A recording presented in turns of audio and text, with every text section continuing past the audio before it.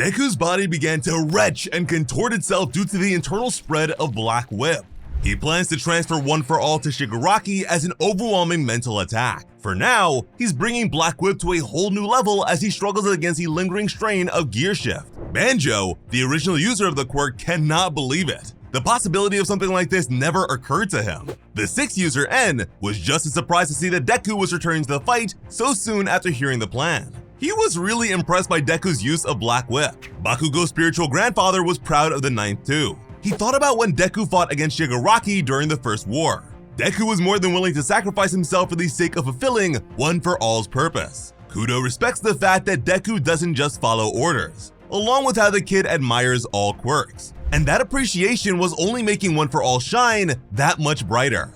Deku truly is the perfect wielder of the power. With nothing but determination in his eyes, Deku knows that he will need to keep up with Shigaraki without the help of Gear Shift. And from there, he will transfer that quirk to him. He has no choice but to go for the gamble. One For All needs to be willingly transferred by the user, sharing their DNA with someone. All Might gave it to Deku with a strand of his hair, but that's not the only way to get the job done. So long as the wielder is willing, One For All can even be given to an unwilling recipient. Kudo reflected on when this was all just a theory he and Bruce decided to test. It was oddly nostalgic. He considered the fact that doing all this remains his purpose even in death.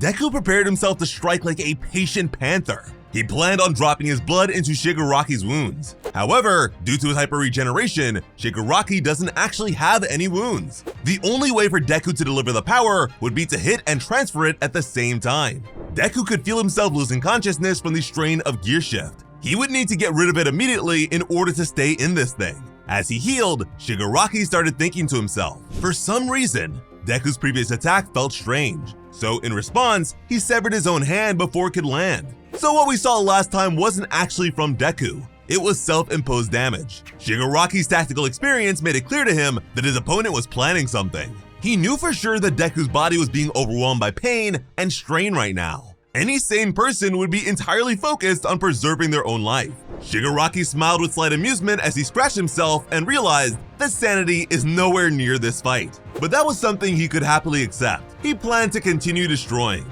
He destroyed Deku, Japan, and everything else. The two monsters rushed towards each other as the treetops shuddered. Deku planned on transferring the power, and Shigaraki was intent on killing him.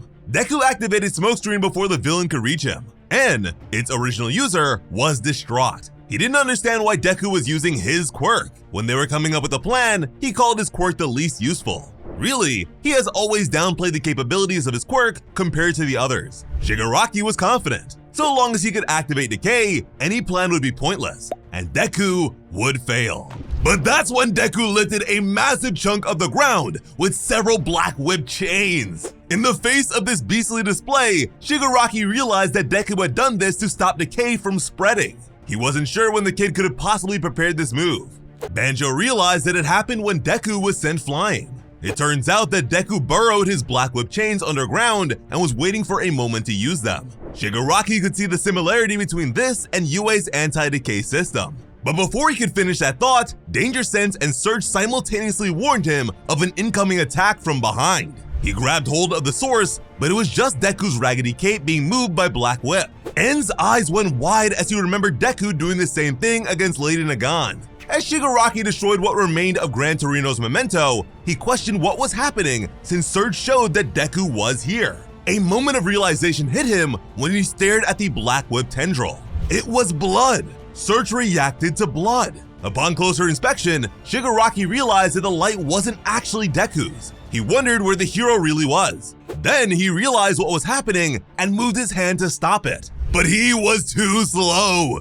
Deku is here and is now shining along with it. Deku admired Ragdoll's quirk, so he knows that Surge reacts to anyone the user looks at. Since Shigaraki mentioned being able to see the vestiges of One For All, Deku decided to gamble on the fact that the villain would react to them. He made sure to fill his DNA with the vestige of the second user.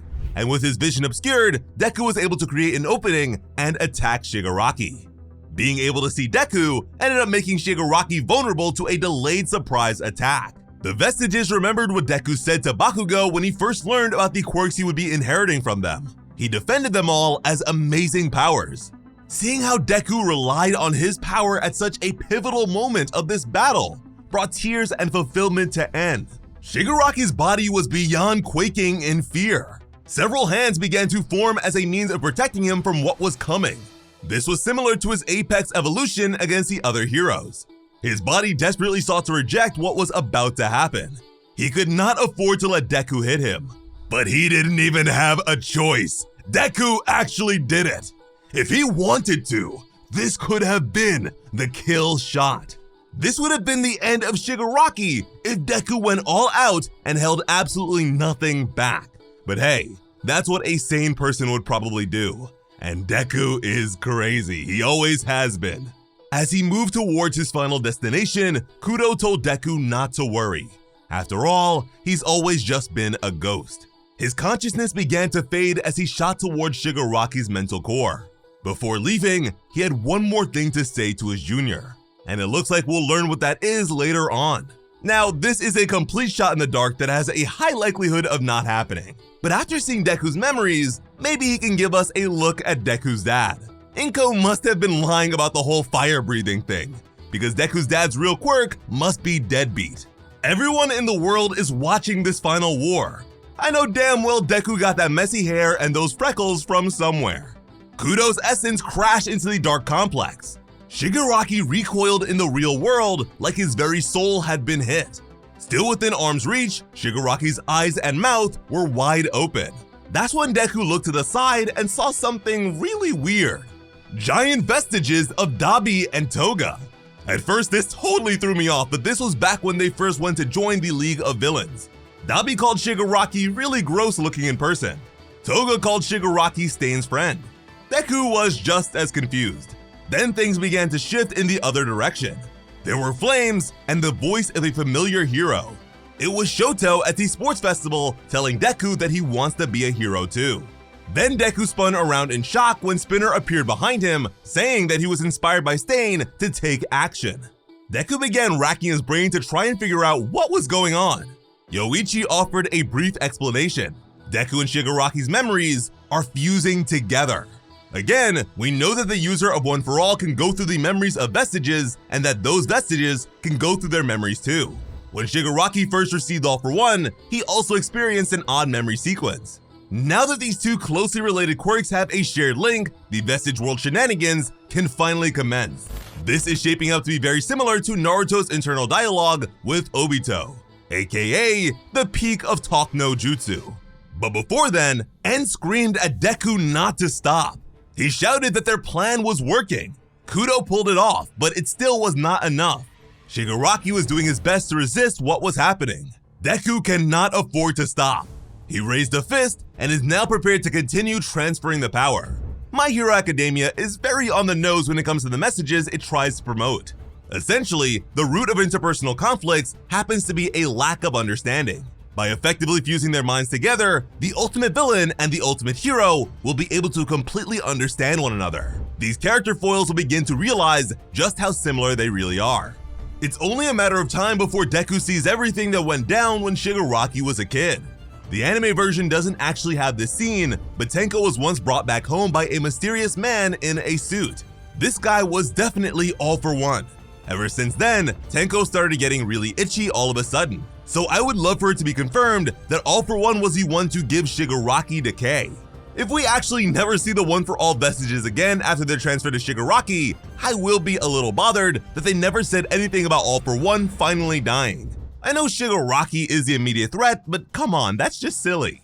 Regardless, this chapter was incredible. I am so happy to see Deku's tacticality and quirk ingenuity on full display here. Sometimes he's made out to be a calculated battle genius. At other times, he remembers that he can fight with his legs too. Yeah, he's never living that one down around here. It'll be interesting to see which quirk ends up being transferred over next. Smokescreen has done its job, and I doubt the same move is going to work twice, so I guess it would make sense for that one to go.